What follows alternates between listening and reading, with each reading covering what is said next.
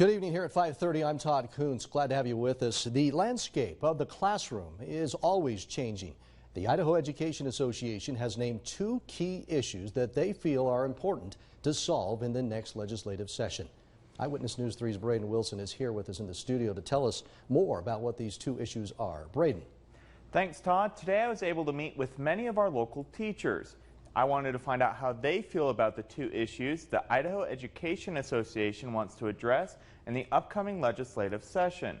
Those being number one, they want to find new ways to create new avenues to improve facilities throughout the state.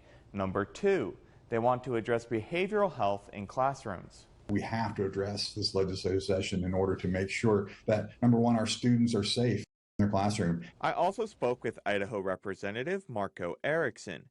He says if legislation can create an answer to these two issues, then he feels confident it can be worked out. I'm surely ready to have that conversation and see what we can do. I also spoke with some local teachers about the issues. They shared that when it comes to having help inside the classrooms for any issues that come up, the funding just isn't there. We don't have the money there for it to even become a thing. So then we're trying to use other people and move people around. And it's weeded out. They added that the teacher shortage isn't helping the situation. Instead, it's making it worse. They added that while they love the building that they are in, its age can create issues inside the classroom. From a safety standpoint, we are not in the best position. We often have 4 to 6 garbage cans in our halls, catching rain. Catching melting snow happens every time we have some kind of storm. For us, I mean, it would be great if we could have newer facilities, classrooms that were conducive to learning and opportunities for our kids to work in cohesive collaborative units somewhere in the classroom. When a child acts out or needs some extra support, lack of funding and more teachers within the school can make it harder to get them that help. And if a sub can't be found, that oftentimes means we pull a para from another grade, and then that whole grade level is without that support.